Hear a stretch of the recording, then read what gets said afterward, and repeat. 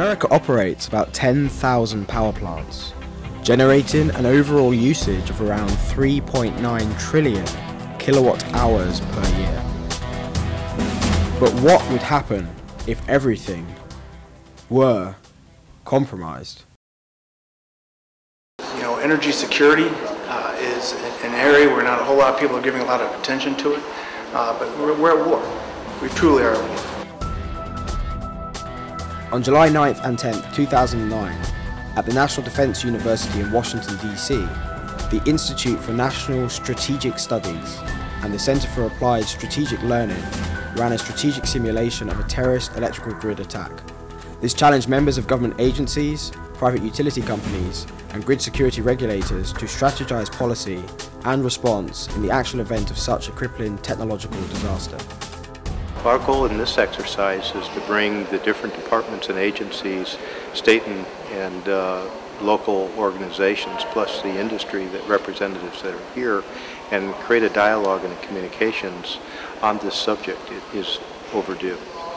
The numerous competing interests that are here are able to work together and are raising a lot of very interesting issues and interesting questions and making relevant recommendations and suggestions to increase the security of the electricity grid. It needs to be more secure. And so as you look at the issue of a new grid, looking at security as a foundational part is important. Weather conditions and chance accidents have already caused wide-scale grid failures in the past. But a physical or cyber terrorist attack taking out the grid across multiple cities is unprecedented. And such an attack is a real threat. We're seeing more and more signs of our grid being targeted by terrorists, by terrorist groups, by even other countries are looking to target our grid.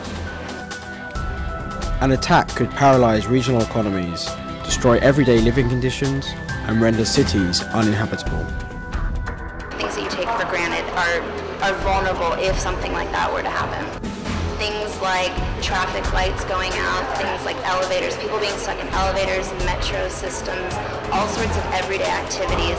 Clearly, bringing together all these organizations with federal, state, local responsibilities and utilities to code through scenarios that quite honestly exceed what we normally are prepared to restore from. These are very important discussions. But what happens next? How can simulations like the electric grid scenario run by the National Defense University help to further secure America's utility infrastructure and avoid the disastrous consequences associated with a surprise terrorist attack? We're in a facility right now in this exercise where we have industry, we have the federal government, we have the regulators of parts of the federal government, and we have those responsible for responding. So this has been a great forum, as I say, for them to meet us and for us to meet them, to discuss our mutual concerns, our motivations, our requirements and our needs, and so from there we move forward, hopefully with a more secure energy infrastructure. I think this starts a dialogue that needs to continue as we build a framework to how to handle these types of events. You start to work the details of how we're going as a nation to solve this big problem. As the Institute for National Strategic Studies continues to research actionable solutions for policymakers, government officials, regulators, and industry specialists, the nation as a whole will move forward in a collaborative security movement to ensure that our infrastructure and our lives are kept safe. We need to make sure our grid is reliable, survivable, and resilient. Having the collaboration and communication, talking about if these events did happen, what are the options, who do we expect to be communicating with, it's been very valuable. But continuing the collaborations and solutions started by INSS is absolutely critical. Without continued vigilance and open dialogue between responsible agencies, America may be left with more than just susceptible energy infrastructure.